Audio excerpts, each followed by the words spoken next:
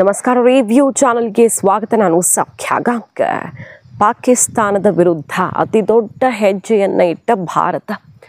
ಈಗ ತೋರಿಸಿದ್ದು ಟ್ರೇಲರ್ ಅಷ್ಟೇ. ಅದನ್ನು ಓಪನ್ ಆಗಿ ರಕ್ಷಣಾ ಸಚಿವರು ಹೇಳಿದ್ದಾರೆ, ಪಿಕ್ಚರ್ ಬಾಕಿ ಇದೆ ಇನ್ನೂ ಅಂತ.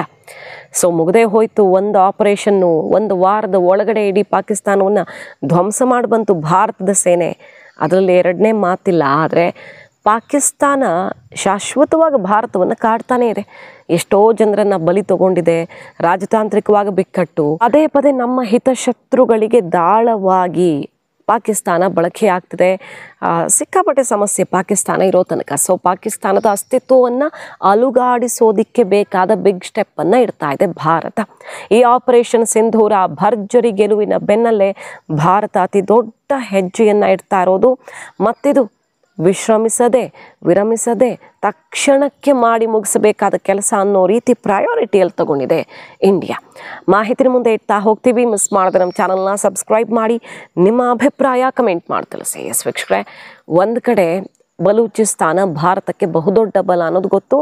ಆ ಬಗ್ಗೆ ಡೆವಲಪ್ಮೆಂಟ್ಸ್ ನೀವು ನೋಡಿದಿರ. ಪಾಕಿಸ್ತಾನದ 46% ಭೂಮಿ ಬಲೂಚಿಸ್ತಾನ, ಅತಿ ದೊಡ್ಡ ಭಾಗ ಪಾಕಿಸ್ತಾನದಲ್ಲಿ. ಅಷ್ಟು ಭಾಗದ ಹಿಡಿತವನ್ನು ಬಲೂಚಿಗಳು ಸಾಧಿಸೇ ಬಿಟ್ಟಿದ್ದಾರೆ. ಅದು ಇವತ್ತಲ್ಲ ನಾಳೆ ಏನು ಬೇಕಾದರೂ ಆಗಬಹುದು ಅನ್ನೋ ಮಟ್ಟಿಗೆ ಹೋರಾಟ ಜೋರಾಗಿದೆ ಆಪರೇಷನ್ ಸಿಂಧೂರ ಬಳಿಕ. ಅದು ಒಂದು ಭಾಗ. ಈಗ ಇದೇ ಮೊದಲ ಬಾರಿಗೆ ಅಫ್ಘಾನ್ನ ವಿದೇಶಾಂಗ ಸಚಿವರ ಜೊತೆಗೆ ನಮ್ಮ ಸಚಿವರಾದ ಜೈಶಂಕರ್ ಅವರು ಅಧಿಕೃತವಾಗಿ ಒಂದಿಷ್ಟು ಒಪ್ಪಂದಗಳನ್ನು ಕುದುರಿಸಿದ್ದಾರೆ. ಇದುವರೆಗೂ ಅಫ್ಘಾನ್ ಜೊತೆಗೆ ತಾಲಿಬಾನ್ ಸರ್ಕಾರ ಜೊತೆ ಮಾತುಕತೆ ಆಗ್ತಾ ಇತ್ತು. ಯಾವತ್ತಿದ್ರೂ ಪಾಕಿಸ್ತಾನ ಬಗ್ಗು ಬಡಿಯೋದಕ್ಕೆ ಅಫ್ಘಾನ್ ಬೇಕು ನಮಗೆ ಅನ್ನೋ ತಯಾರಿಯನ್ನು ಭಾರತ ಮಾಡ್ತಾನೇ ಇದೆ. ಆದರೆ ಅಧಿಕೃತವಾಗಿ ಇದೇ ಮೊಟ್ಟ ಮೊದಲ ಬಾರಿಗೆ ಸಚಿವರ ಮಟ್ಟದಲ್ಲಿ ಆಗಿರುವಂಥ ಮೀಟಿಂಗ್, ಅದು ಪಾಕ್ ಭಾರತ ನಡುವಿನ ಪರಿಸ್ಥಿತಿ ಉದ್ವಿಗ್ನ ಆಗಿರೋ ಹೊತ್ತಲ್ಲಿ ಹೊಸ ಕಂಟಕವಾಗಿ ಈಗ ಅಫ್ಘಾನಿಸ್ತಾನ ಸರ್ಕಾರ ಪರಿಣಮಿಸ್ತಾ ಇದೆ.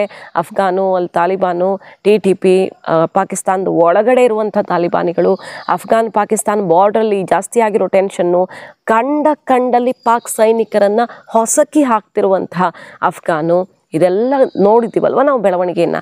ಸೊ ದೀರ್ಘಾವಧಿಯಿಂದ ಅಫ್ಘಾನಿಸ್ತಾನ ಜೊತೆ ಭಾರತ ಸಂಬಂಧ ಚೆನ್ನಾಗಿದೆ. ತಾಲಿಬಾನ್ ಸರ್ಕಾರ ಬಂದ ಮೇಲೆ ಸ್ವಲ್ಪ ದಿನ ಸೈಲೆಂಟ್ ಆಗಿತ್ತು. ಚೈನಾ, ಪಾಕಿಸ್ತಾನ್ ತಾವು ನಿಮ್ಮ ಜೊತೆಗಿದ್ದೀವಿ ಅನ್ನೋ ರೀತಿಯಲ್ಲಿ ಬಂದು ಕೊನೆಗೆ ಅವ್ರೇನು ಮಾಡೋದಕ್ಕಾಗಿಲ್ಲ. ಅಲ್ಲಿ ಅಭಿವೃದ್ಧಿಗೆ ನೆರವಾಗಿರೋದು ಭಾರತ. ಅಲ್ಲಿ ಪ್ರತಿಯೊಂದು ಔಷಧಿ, ಆಹಾರ, ರಸ್ತೆ, ವಿವಿಧ ಇನ್ಫ್ರಾಸ್ಟ್ರಕ್ಚರ್ ಡೆವಲಪ್ಮೆಂಟಲ್ಲಿ ಸಹಕಾರಿಯಾಗಿರೋದು ಭಾರತ. ಸೊ ಅಫ್ಘಾನಿಸ್ತಾನಕ್ಕೆ ಈಗ ಭಾರತ ನಿಜವಾದ ಫ್ರೆಂಡ್. ಈ ಹೊತ್ತಲ್ಲಿ ಅಫ್ಘಾನ್ ನಮಗೆ ಬೇಕು. ಅವ್ರು ನಮ್ಮಿಂದ ತಗೊಳ್ತಿರೋದಕ್ಕೆ ಪ್ರತಿಯಾಗಿ ನಮಗೆ ಕೊಡುವ ಸಮಯ. ಈಗ ಪಾಕಿಸ್ತಾನವನ್ನು ಬಗ್ಗು ಬಡಿಯೋ ನಿಟ್ಟಿನಲ್ಲಿ ಜೈಶಂಕರ್ ಅವರು ಅಫ್ಘಾನಿಸ್ತಾನದ ವಿದೇಶಾಂಗ ಸಚಿವರ ಜೊತೆಗೆ, ಮೌಲವಿ ಅಮೀರ್ ಖಾನ್ ಜೊತೆಗೆ ಭಾರತದ ವಿದೇಶಾಂಗ ಸಚಿವ ಜೈಶಂಕರ್ ಅವರು ಮಾತುಕತೆ ನಡೆಸಿರೋದು ಈಗ ಅತ್ಯಂತ ಮಹತ್ವ ಪಡ್ಕೊಳ್ತಾ ಇದೆ. ಈಗಾಗಲೇ ಹೇಳಿದಾಗೆ ಸಚಿವರ ಲೆವೆಲಲ್ಲಿ ನಡೆದಂಥ ಮೊಟ್ಟ ಮೊದಲ ಸಭೆ ಇದು. ವಿದೇಶಾಂಗ ಕಾರ್ಯದರ್ಶಿ ಅಧಿಕಾರಿಗಳ ಮಟ್ಟದಲ್ಲಿ ನಡೀತಾ ಇತ್ತು. ಅಂದರೆ ಎಷ್ಟು ಸೀರಿಯಸ್ ಆಗಿದೆ, ಯಾಕೆ ನಾವು ಅಫ್ಘಾನ್ ಬಲ ತುಂಬೋ ವಿಚಾರವನ್ನು ಈಗ ಪ್ರಯಾರಿಟಿಯಾಗಿ ತಗೊಳ್ತಿದ್ದೀವಿ ಅನ್ನೋದನ್ನು ಅರ್ಥ ಮಾಡ್ಕೊಳ್ಬಹುದು. ಈ ಬೆಳವಣಿಗೆ ಬಗ್ಗೆ ಎಕ್ಸ್ನಲ್ಲಿ ಪೋಸ್ಟ್ ಮಾಡ್ಕೊಂಡಿದ್ದಾರೆ ಎಸ್ ಜೈಶಂಕರ್ ಅವರು. ಅಫ್ಘಾನ್ ವಿದೇಶಾಂಗ ಸಚಿವ ಮೌಲವಿ ಅಮೀರ್ ಖಾನ್ ಮುಠಾಕಿ ಜೊತೆಗೆ ಮಾತುಕತೆ ಆಗಿದೆ. ಪಹಲ್ಗಾಮ್ ಹತ್ಯಾಕಾಂಡಕ್ಕೆ ಅವರ ಸಂಪೂರ್ಣ ವಿರೋಧ ಇರೋದು ಶ್ಲಾಘನೀಯವಾದ ವಿಚಾರ. ಹಾಗೆ ಭಾರತದ ಮೇಲೆ ಆಧಾರರಹಿತ ಆರೋಪ ಮಾಡಿ ಅಫ್ಘಾನ್ ಜೊತೆಗಿನ ಸಂಬಂಧಕ್ಕೆ ಹುಳಿ ಹಿಂಡೋದಕ್ಕೆ ನೋಡಿದ್ದ ಪಾಕಿಸ್ತಾನದ ಯತ್ನವನ್ನು ತಿರಸ್ಕರಿಸಿದ್ದಕ್ಕೆ ಧನ್ಯವಾದ ಅಂತ ಅಫ್ಘಾನಿಸ್ತಾನದ ಬೆನ್ನು ತಟ್ಟಿದೆ ಭಾರತ. ಅಲ್ಲಿನ ಜನರೊಂದಿಗೆ ನಮಗೆ ಸಾಂಸ್ಕೃತಿಕ ಸ್ನೇಹ ಇದೆ. ಅಲ್ಲಿನ ಅಭಿವೃದ್ಧಿಗೆ ನಾವು ಕೊಡ್ತಾ ಇರುವಂಥ ನೆರವು ಇನ್ನಷ್ಟು ದೊಡ್ಡ ಪ್ರಮಾಣದಲ್ಲಿ ಮುಂದುವರಿಯುತ್ತೆ ಅಂತಿದ್ದಾರೆ ಜೈಶಂಕರ್ ಅವರು. ಈ ಸಹಕಾರವನ್ನು ಮುಂದುವರಿಸುವ ಬಗ್ಗೆ ಮಾತುಕತೆ ಆಗಿದೆ. ಅಫ್ಘಾನಿಸ್ತಾನ ಭಾರತ ನಡುವಿನ ಸ್ನೇಹ, ವಾಣಿಜ್ಯ ಒಪ್ಪಂದ ಇದೆಲ್ಲವನ್ನು ಮತ್ತಷ್ಟು ಗಟ್ಟಿಗೊಳಿಸೋ ನಿಟ್ಟಿನಲ್ಲಿ ಭಾರತ ಬಾಗಿಲನ್ನು ಓಪನ್ ಮಾಡಿದೆ. ಈ ಮೂಲಕ ಪಾಕಿಸ್ತಾನ ಅಫ್ಘಾನ್ ಬಾರ್ಡರಲ್ಲಿ ಸರಿಯಾಗಿ ಬಿಸಿ ಮುಟ್ಟಿಸುವಂಥ ಪ್ರಯತ್ನ. ಪಾಕಿಸ್ತಾನವನ್ನು ಒಂದೇ ಸಲ ಬುಡಮೇಲು ಮಾಡಬೇಕು ಅಂದರೆ ಅದು ಯುದ್ಧದ ಮೂಲಕ ಸಾಧ್ಯ ಇಲ್ಲ. ಈಗ ಹೊಡೆದು ಬಂದರೆ, ಉಗ್ರರನ್ನು ಸಾಯಿಸಿ ಬಂದರೆ 150 ಅಲ್ಲ 200 ಜನರನ್ನು ಹೊಡೆದು ಬಂದರೂ 2000 ಜನರನ್ನು ಉತ್ಪಾದನೆ ಮಾಡ್ತಾರೆ ಅವರು. ಯಾಕಂದರೆ ಹುಟ್ಟಿದ ಮಕ್ಕಳನ್ನು ಉಗ್ರರನ್ನಾಗಿ ತರಬೇತಿ ಮಾಡುವಂತಹ ಶಿಬಿರಗಳಿವೆ ಅಲ್ಲಿ, ಗೊತ್ತಿರೋದೆ. ಸೊ ಆ ದೇಶವನ್ನೇ ಅಳಿಸಿ ಹಾಕಿದ್ರೆ ಮಾತ್ರ ಭಾರತಕ್ಕಿರೋ ತಲೆನೋವು ಕಡಿಮೆ ಆಗೋದು, ಅದು ಶಾಶ್ವತವಾಗಿ ಇಲ್ಲದಾಗೋದು. ಹಾಗಾಗಿ ಈಗ ಸರಿಯಾದ ದಾರಿ ಹುಡುಕಬೇಕಾಗಿದೆ. ಅದನ್ನು ತಡ ಮಾಡದೆ ಈ ಕ್ಷಣದಿಂದಲೇ ಮಾಡ್ತಿದ್ದಾರೆ. ಒಂದು ಕಡೆ ಬಲೂಚಿಸ್ತಾನದಲ್ಲಿ ಹಿಂದೆಂದೂ ಕಂಡರಿಯದಂತಹ ಬೆಳವಣಿಗೆಗಳಾಗ್ತಿರೋದು, ಈ ಕಡೆ ಅಫ್ಘಾನಿಸ್ತಾನದ ಜೊತೆಗೆ ಸ್ನೇಹ ಸಂಬಂಧ ಗಟ್ಟಿಯಾಗಿರೋದು ಇದು ಒಂದಾದರೆ, ಮತ್ತೊಂದು ಕಡೆ ನೋಡಿ ವಿದೇಶಾಂಗ ನಿಯೋಗವನ್ನು ರಚನೆ ಮಾಡಲಾಗಿದೆ. ಮೊದಲನೇದಾಗಿ ಭಾರತ ಜೊತೆಗೆ ಯಾವ್ಯಾವ ರಾಷ್ಟ್ರಗಳು ನಿಂತು 5 ರಾಷ್ಟ್ರಗಳು ಪ್ರಮುಖವಾಗಿ ಭಾರತದ ಪರ ತಗೊಂಡು ಈ ಯುದ್ಧದ ಸಮಯದಲ್ಲಿ ಆ ರಾಷ್ಟ್ರಗಳಿಗೆ ಭೇಟಿ ಕೊಡೋದು. ಆಮೇಲೆ ಮುಸಲ್ಮಾನ್ ರಾಷ್ಟ್ರಗಳಿಗೆ, ಮಧ್ಯಪ್ರಾಚ್ಯದ ರಾಷ್ಟ್ರಗಳಿಗೆ, ಅರಬ್ ರಾಷ್ಟ್ರಗಳಿಗೆಲ್ಲ ಭೇಟಿ ಕೊಟ್ಟು ಹಲವು ವಿಚಾರಗಳನ್ನು ಅವ್ರಿಗೆ ಮನವರಿಕೆ ಮಾಡಿಕೊಡೋದು. ಪಾಕಿಸ್ತಾನದ ಭಯೋತ್ಪಾದಕತೆ, ಜಾಗತಿಕವಾಗಿ ಬರ್ತಿರುವಂಥ ಹಣ ಎಲ್ಲಿಗೆ ಹೋಗ್ತಾ ಇದೆ, ಯಾವ ರೀತಿ ಉಗ್ರರನ್ನು ಸಲಹುತ್ತಾ ಇದೆ, ಅದು ಇಡೀ ಜಗತ್ತಿಗೆ ಯಾವ ರೀತಿ ಡೇಂಜರಸ್ಸು, ಭಾರತ ಮುಂದಿನ ದಿನಗಳಲ್ಲಿ ಉಗ್ರ ಸಂಹಾರ ಹೇಗೆ ಮಾಡಲಿದೆ, ಪಾಕಿಸ್ತಾನಕ್ಕೆ ಹೇಗೆ ಪಾಠ ಕಲಿಸುತ್ತೆ, ಹೇಗೆ ನಮಗೆಲ್ಲರ ಬಲ ಬೇಕು ಜಾಗತಿಕವಾಗಿ ಅನ್ನೋದನ್ನು ಅರ್ಥ ಮಾಡಿಸೋದಕ್ಕೀಗ ವಿಶ್ವಸಂಸ್ಥೆಗೂ ಕೂಡ ದೂರು ಕೊಟ್ಟಿದ್ದು, ನಿಯೋಗ ಮಾಡಿ ಒಂದೊಂದು ದೇಶಕ್ಕೆ ಒಂದೊಂದು ಟೀಮ್ ಹೋಗುತ್ತೆ. ಶಶಿ ತರೂರ್ ಅವ್ರ ನೇತೃತ್ವದಲ್ಲಿ ಒಂದು ಟೀಮು, ಕನಿಮೋಳಿ ನೇತೃತ್ವದಲ್ಲಿ ಒಂದು ಟೀಮು, ಈ ರೀತಿ ಪ್ರತಿಪಕ್ಷಗಳಿಗೂ ಆ ಜವಾಬ್ದಾರಿ ಕೊಟ್ಟಿದೆ ಮೋದಿ ಸರ್ಕಾರ. ಸೊ ದ್ಯಾಟ್ ಈಗ ಇಷ್ಟು ದಿನ ಆಪರೇಷನ್ ಸಿಂಧೂರ ಅಥವಾ ನಮ್ಮ ಸೇನೆಯ ಕಾರ್ಯಾಚರಣೆ ಬಗ್ಗೆ ಅನುಮಾನಿಸ್ತಿರೋರೇ ಈಗ ಭಾರತದ ಈ ಕಾರ್ಯಾಚರಣೆಯನ್ನು ಸಮರ್ಥನೆ ಮಾಡ್ಕೊಳ್ಬೇಕು. ಸಾಕ್ಷಿ ಸಮೇತ ಅವರು ವಿದೇಶದ ಮುಂದೆ ಮಾತಾಡಿದಾಗ ಇನ್ನೇನು ವಿರೋಧಿಸ್ತಾರೆ, ಅವ್ರ ಕೈಗೆ ರಕ್ಷಣಾ ಇಲಾಖೆ ಸಾಕ್ಷಿಗಳನ್ನು ಕೊಡುತ್ತೆ. ಈಗ ತಮಗೆ ಜವಾಬ್ದಾರಿ ಸಿಕ್ಕಾಗ ದೇಶದ ಪರವಾಗಿ ಮಾತಾಡ್ತಾರೆ, ವಿರುದ್ಧವಾಗಿ ಮಾತಾಡ್ತಾರೆ. ಶಶಿ ತರೂರ್ ಅವರಂತೂ ಬಹಳ ದಿನಗಳಿಂದ ಬ್ಯಾಟ್ ಬೀಸ್ತಾನೆ ಇದ್ದಾರೆ. ಭಾರತ ಅತಿ ದೊಡ್ಡ ಮಾಸ್ಟರ್ ಸ್ಟ್ರೋಕ್ ಕೊಟ್ಟಿದೆ ಪಾಕಿಸ್ತಾನಕ್ಕೆ, ಹೃದಯಕ್ಕೆ ನುಗ್ಗಿ ಹೊಡೆದು ಬಂದಿದೆ ಅಂತ ಅವರು ದೊಡ್ಡ ಜವಾಬ್ದಾರಿ ಸಿಕ್ಕಿದೆ. ಅಮೆರಿಕಕ್ಕೆ ಅವ್ರ ನೇತೃತ್ವದಲ್ಲೇ ಟೀಮ್ ಹೋಗುತ್ತೆ. ಸೊ ಈ ರೀತಿ ಇಡೀ ಜಗತ್ತಿಗೆ ನಮ್ಮ ಕಾರ್ಯಾಚರಣೆ ಅಷ್ಟೇ ಅಲ್ಲ, ಮುಂದಿನ ದಿನಗಳಲ್ಲಿ ನಾವು ಏನು ಮಾಡಿ ಹೊರಟಿದ್ದೀವಿ, ಪಾಕಿಸ್ತಾನ ಅಸಲಿಗೆ ಏನು ಮಾಡ್ತಾ ಇದೆ ಎಲ್ಲವನ್ನೂ ಕೂಡ ಮನವರಿಕೆ ಮಾಡಿಕೊಡೋದು. ಅಮೆರಿಕ, ಬ್ರಿಟನ್, ಫ್ರಾನ್ಸು, ಆಸ್ಟ್ರೇಲಿಯಾ ಇಲ್ಲೆಲ್ಲ ಭೇಟಿ ಕೊಡುತ್ತೆ ಟೀಮು. ಜೊತೆಗೆ ಪಾಕಿಸ್ತಾನವನ್ನು ಯಾವ ರೀತಿ ನೀವು ಕೂಡ ದೂರ ಮಾಡಬೇಕು ಅನ್ನೋದನ್ನು ಅರ್ಥ ಮಾಡಿಸೋದು, ವಿಶ್ವದ ಆರ್ಥಿಕ ನೆರವುಗಳನ್ನು ಸ್ಟಾಪ್ ಮಾಡಿಸೋದಕ್ಕೆ ಎಲ್ಲರೂ ಕೂಡ ಒಗ್ಗೂಡು ಕೈ ಜೋಡಿಸಬೇಕಾಗತ್ತೆ. ಆಪರೇಷನ್ ಸಿಂಧೂರ್ ಯಾಕೆ ನಿರ್ಣಾಯಕವಾಗಿತ್ತು, ನಾವು ಎಷ್ಟು ಸ್ಟ್ರಾಂಗ್ ಆಗಿ ಹೊಡೆದಿದ್ದೀವಿ ಅನ್ನೋದನ್ನು ಕೂಡ ಸಾಕ್ಷಿ ಸಮೇತ ತೋರಿಸ್ಬರೋದು ಈ ನಿಯೋಗಕ್ಕೆ ಕೊಟ್ಟಿರುವಂಥ ಟಾಸ್ಕು. 4 ಟೀಮು ಮಧ್ಯಪ್ರಾಚ್ಯದ ಮುಸ್ಲಿಂ ರಾಷ್ಟ್ರಗಳಿಗೆ ಭೇಟಿ ಕೊಡುತ್ತೆ. ವಿದೇಶಾಂಗ ಇಲಾಖೆ ಅಧಿಕಾರಿಗಳು, ರಾಯಭಾರಿಗಳು, ಹಾಗೆ ವಿವಿಧ ಪಕ್ಷಗಳ ಸಂಸದರು ಇರ್ತಾರೆ ಇದರಲ್ಲಿ. ವಿದೇಶಿ ಮಾಧ್ಯಮಗಳಿಗೂ ಆಹ್ವಾನ ಕೊಟ್ಟು ಇಡೀ ಜಗತ್ತಿಗೆ ಇದನ್ನು ಜಾಗತಿಕ ಮಾಧ್ಯಮಗಳ ಮೂಲಕವೇ ಸಾರಿ ಹೇಳೋದು, ವಿದೇಶಾಂಗ ತಜ್ಞರುಗಳನ್ನು ಕರೆಸೋದು, ವಾರ್ ಎಕ್ಸ್ಪರ್ಟ್ಗಳನ್ನು ಕರೆಸೋದು, ಡಿಫೆನ್ಸ್ ಎಕ್ಸ್ಪರ್ಟ್ಗಳನ್ನು ಕರೆಸೋದು. ಈ ಮೂಲಕ ಇಡೀ ಜಗತ್ತು ಅರ್ಥ ಮಾಡ್ಕೊಳ್ಬೇಕು ನಾವು ಏನು ಮಾಡಿದ್ದೀವಿ ಮತ್ತು ಪಾಕಿಸ್ತಾನಕ್ಕೆ ಏನು ಮಾಡೋದು ಅನಿವಾರ್ಯ ಅನ್ನೋದನ್ನು ಇಡೀ ಜಗತ್ತೇ ಸಾರಿ ಹೇಳಬೇಕು. ಅಂಥದ್ದೊಂದು ಸ್ಟೆಪ್ಪನ್ನು ಮೊದಲ ಬಾರಿಗೆ ತಗೊಳ್ತಿರೋದು. ಯಾಕಂದರೆ ಒಂದು ಭಾರತದ ಒಳಗಡೆ ಈ ಕಾರ್ಯಾಚರಣೆ ಬಗ್ಗೆ ಒಡಕಿನ ಧ್ವನಿ ಮೂಡಬಾರ್ದು, ಎಲ್ಲ ಕಡೆಯಿಂದನೂ ಸಮರ್ಥನೆ ಬರಬೇಕು. ವಿರೋಧಿಸ್ತಿರೋರು ಈಗ ಸಮರ್ಥನೆ ಮಾಡ್ಕೊಳ್ಬೇಕಾದ ಅನಿವಾರ್ಯತೆ. ಮತ್ತೊಂದು ಕಡೆ ಜಾಗತಿಕವಾಗಿಯೂ ಎಲ್ಲರಿಂದ ಒಗ್ಗಟ್ಟಿನ ಧ್ವನಿ ಮೊಳಗಬೇಕು ಪಾಕಿಸ್ತಾನದ ವಿರುದ್ಧ ಅನ್ನೋ ನಿಟ್ಟಿನಲ್ಲಿ ಈ ಕಾರ್ಯಾಚರಣೆ ನಡೀತಾ ಇರೋದು. ಸೊ ಭಾರತ ರಾಜತಾಂತ್ರಿಕವಾಗಿ ಏನು ಮಾಡಬೇಕೋ ಮಾಡ್ತಿದೆ.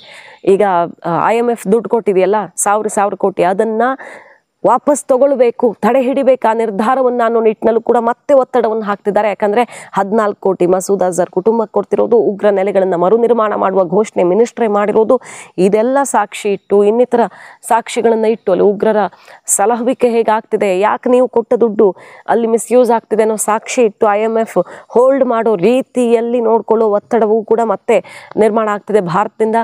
ಹಾಗಾಗಿ ಪಾಕಿಸ್ತಾನವನ್ನು ಬರ್ಬಾದ್ ಮಾಡೋದಕ್ಕೆ ಏನೇನು ಮಾಡಬೇಕೋ ಸಿಂಧೂರ ಆಪರೇಷನ್ನ ಭಾಗವಾಗಿ ಇದೆಲ್ಲ ನಡೀತಿದೆ. ವಾಟರ್ ಸ್ಟ್ರೋಕ್ ಅವ್ರು ಕೈಕಾಲು ಹಿಡ್ಕೊಳ್ತಿದ್ದಾರೆ. ನಿನ್ನೆ ಅಷ್ಟೇ ನೋಡಿದ್ವಿ, ಪಾಕಿಸ್ತಾನ ಶಾಂತಿ ಮಾತುಕತೆಗೆ ನಾವು ರೆಡಿ ಇದ್ದೀವಿ ಅಂತ ಅಲ್ಲಿನ ಪ್ರಧಾನಿಯೇ ಮೋದಿಗೆ ಸಂದೇಶ ಕೊಟ್ಟಿದ್ದು. ನಮ್ಮ ದೇಶದ ಪ್ರಧಾನಿ ಹೇಗಾದರೂ ಮಾಡಿ ಶಾಂತಿ ಮಾತುಕತೆಗೆ ಬರಲಿ, ನೀರಿಂದೆಲ್ಲ ವಿಷಯ ಸಣ್ಣ ವಿಷಯ ಅಲ್ಲ ಒಂದು ನಮ್ಮ ದೇಶಕ್ಕೆ, ಕೃಷಿ ಆಧಾರಿತ ದೇಶಕ್ಕೆ ಅಂತ ಬೇಡ್ಕೊಳ್ಳೋ ಹಾಗಾಯಿತು. ವಾಟರ್ ವಿಚಾರದಲ್ಲಿ ನಮ್ಮ ನಿರ್ಧಾರ ಸಿಂಧು ನದಿ ಒಪ್ಪಂದಕ್ಕೆ ಸಂಬಂಧಪಟ್ಟಂತೆ 1 ಇಂಚು ಆ ಕಡೆ ಈ ಕಡೆ ಬದಲಾಗಲ್ಲ ಅನ್ನುವಂಥ ಖಡಕ್ ಸಂದೇಶವನ್ನು ರವಾನಿಸಿದ್ದಾಯಿತು. ಸೊ ಎಲ್ಲ ಕಡೆಯಿಂದ ಈಗ ಭಾರತವನ್ನು ಟಚ್ ಮಾಡಿದ ಪಾಕಿಸ್ತಾನ ನಲುಗು ಹೋಗಬೇಕು. ಆಪರೇಷನ್ ಸಿಂಧೂರ ಮುಗಿದಿಲ್ಲ ಅನ್ನೋದಕ್ಕೆ ಇದೇ ಸಾಕ್ಷಿ. ಹೆಂಗೆ ಪಾಕಿಸ್ತಾನವನ್ನು ಹೊಸಕ್ಕೆ ಹಾಕಬೇಕು ಅನ್ನೋದಕ್ಕೆ ಕಾರ್ಯಾಚರಣೆ ಮುಂದೆ ಸಾಕ್ತಾನೆ ಇದೆ. ಇದರ ನಡುವೆ ನೋಡಿ ರಾಜನಾಥ್ ಸಿಂಗ್ ಅವರ ಬಿಗ್ ಸ್ಟೇಟ್ಮೆಂಟ್ಸ್ ಇರ್ತಿದೆ. ಇನ್ನೂ ಮುಗಿದಿಲ್ಲ ಕಾರ್ಯಾಚರಣೆ, ಟ್ರೇಲರ್ ಕೊಟ್ಟಿದ್ದೀವಿ, ಜಸ್ಟ್ ಒಂದು ಟ್ರೇಲರ್ ಈಗ ಲಾಂಚ್ ಆಗಿದೆ, ಇನ್ನೂ ಪಿಕ್ಚರ್ ಬಾಕಿ ಇದೆ, ಸರಿಯಾದ ಸಮಯ ನೋಡಿ ಪಾಕಿಸ್ತಾನಕ್ಕೆ ಹೆಂಗೆ ಹೊಡಿತೀವಿ ನೋಡಿ ಅಂತ ಸೈನಿಕ ಸಾಕ್ಷಿಯಾಗಿ ಹೇಳಿರೋದು ರಾಜನಾಥ್ ಸಿಂಗ್ ಅವರು ವಿವಿಧ ಸೇನಾ ನೆಲೆಗಳಿಗೆ ಭೇಟಿ ಕೊಡ್ತಿದ್ದಾರೆ. ಗುಜರಾತ್ನ ಸೇನಾ ನೆಲೆಗೆ ಭೇಟಿ ಕೊಟ್ಟರು.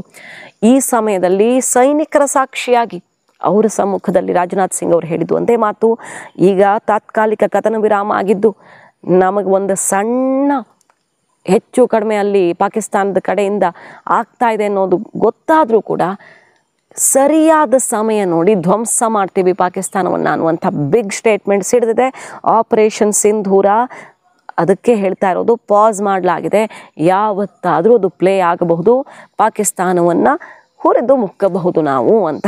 ಇದಕ್ಕೆ ಪೂರಕವಾಗಿ ನೋಡಿ ಅಮೆರಿಕನ್ ಎಕ್ಸ್ಪರ್ಟ್ಸ್ ಏನು ಹೇಳ್ತಿದ್ದಾರೆ ಗೊತ್ತಾ, ಯಾವುದೇ ಕ್ಷಣದಲ್ಲಿ ಭಾರತ ಪಾಕಿಸ್ತಾನದ ಯಾವುದೇ ಜಾಗವನ್ನು ಹೊಡೆದು ಹಾಕ್ಬೋದು. ಯಾಕಂದರೆ ಅವರ ಬ್ರಹ್ಮೋಸ್ ಶಕ್ತಿ ಹಂಗಿದೆ. ಚೀನಾದ ಶಸ್ತ್ರಾಸ್ತ್ರಗಳು ಅಥವಾ ಪಾಕಿಸ್ತಾನದ ರಕ್ಷಣಾ ವ್ಯವಸ್ಥೆ ಬ್ರಹ್ಮೋಸ್ನಂತಹ ಭಾರತದ ಈ ಶಸ್ತ್ರದ ಮುಂದೆ ಲೆಕ್ಕಕ್ಕೆ ಇಲ್ಲ ಅನ್ನುವ ಮೂಲಕ ಚೀನಾ ಎಷ್ಟು ಸ್ಟ್ರಾಂಗ್ ಅಲ್ವಾ ಅಲ್ಲಿನ ಮಿಲಿಟ್ರಿ, ಅಮೆರಿಕ, ಚೀನಾ, ಇಸ್ರೇಲ್ ಎಲ್ಲ ಸ್ಟ್ರಾಂಗೆಸ್ಟ್ ಮಿಲಿಟ್ರಿ ಹೊಂದಿರುವಂಥ ದೇಶಗಳು ಅಂತಲೇ ಕನ್ಸಿಡರ್ ಆಗುತ್ತಲ್ಲ. ಆದರೆ ಚೀನಾದ ರಕ್ಷಣಾ ವ್ಯವಸ್ಥೆಯು ನಮ್ಮ ಹತ್ರ ಈಗಿರುವಂಥ ಅತ್ಯಾಧುನಿಕ ನ್ಯೂ ಜನರೇಷನ್ ವೆಪನ್ ಮುಂದೆ ಏನೂ ಇಲ್ಲ ಅಂತ ಬೇರೆ ಯಾರೂ ಅಲ್ಲ, ಅಮೆರಿಕದ ಡಿಫೆನ್ಸ್ ಎಕ್ಸ್ಪರ್ಟ್ಗಳು ಒಪ್ಕೊಳ್ತಿದ್ದಾರೆ. ಸೊ ಪಾಕಿಸ್ತಾನದ ಯಾವುದೇ ಭಾಗವನ್ನು ಭಾರತ ಬಯಸಿದಾಗ ಪುಡಿಯಾಗಿಸಬಹುದು. ಅವರು ಎಷ್ಟೇ ಅಲರ್ಟ್ ಆಗಿದ್ರು, ಅವರ ರಾಡಾರು ಮತ್ತು defence system, air defence system ಮತ್ತೊಂದು ಯಾವುದೂ ಕೂಡ ಲೆಕ್ಕಿಸದೆ ಭಾರತ ಇವತ್ತಾದರೆ ಇವತ್ತು, ನಾಳೆ ಆದರೆ ನಾಳೆ, ಯಾವತ್ತು ಬಯಸುತ್ತೋ ಅವತ್ತು ಹೊಡೆದು ಹಾಕುವಂಥ ಒಂದು ಸಾಮರ್ಥ್ಯವನ್ನು ಮೈಗೂಡಿಸ್ಕೊಂಡಿದೆ ಅಂತ ಒತ್ತಿ ಹೇಳ್ತಾ ಇದ್ದಾರೆ. ಇದನ್ನು ಪಾಕಿಸ್ತಾನದ PAF, ನಮ್ಮ IAF ಥರ ಅಲ್ಲಿ PAF ಮಾಜಿ ಚೀಫ್ ಅದನ್ನು ಒಪ್ಕೊಂಡ್ರು. ಬ್ಯಾಕ್ ಟು ಬ್ಯಾಕ್ ಬ್ರಹ್ಮೋಸ್ ಬೆಂಕಿ ಉಗುಳೋದಕ್ಕೆ ಶುರು ಮಾಡ್ತು. ಭಾರತ ನೆಲದಿಂದ ನೆಲಕ್ಕೆ, ಗಾಳಿಯಿಂದ ನೆಲಕ್ಕೆ ಹಾರುವಂಥ 4 ಕ್ಷಿಪಣಿಗಳು ಬ್ಯಾಕ್ ಟು ಬ್ಯಾಕ್ ಬಂದವು.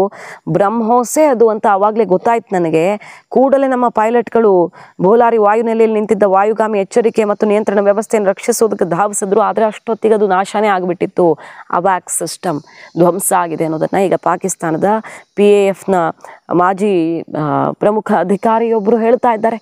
ನಮ್ಮ ಬ್ರಹ್ಮೋಸ್ ಅವರ ವಾಯುನೆಲೆಯನ್ನು ಹೆಂಗೆ ಧ್ವಂಸ ಮಾಡ್ತು ಅಂತ. ಇನ್ನೊಂದು ಕಡೆ ಪಾಕಿಸ್ತಾನದ ಪ್ರಧಾನಿ ಇದೇ ಮೊದಲ ಬಾರಿಗೆ ಬಹುದೊಡ್ಡ ಸತ್ಯವನ್ನು ಜಗತ್ತಿನ ಒಂದು ಒಪ್ಕೊಂಡಿದ್ದಾರೆ ನೋಡಿ. ಅವರು ನೂರ್ ಖಾನ್ ಮಧ್ಯರಾತ್ರಿ ಹೆಂಗೆ ದಾಳಿ ಆಯಿತು ಅಂದರೆ ನೂರ್ ಖಾನ್ ಧ್ವಂಸ ಆಯಿತು.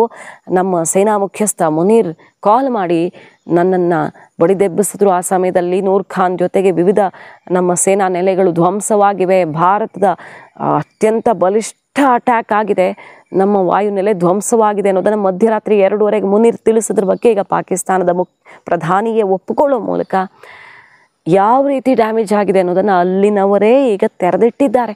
ಅವರು ಸ್ವಿಮ್ಮಿಂಗ್ ಮಾಡ್ತಿದ್ರಂತೆ, ಅಂಥದ್ದೊಂದು ಅಟ್ಯಾಕ್ ಆದಾಗ ಅನ್ನುವಂಥ ತಮಾಷೆ ಎಲ್ಲ ಕಡೆ ಸದ್ದು ಮಾಡ್ತಿದೆ, ನೀವು ಕೂಡ ಗಮನಿಸಿದ್ದೀರಿ.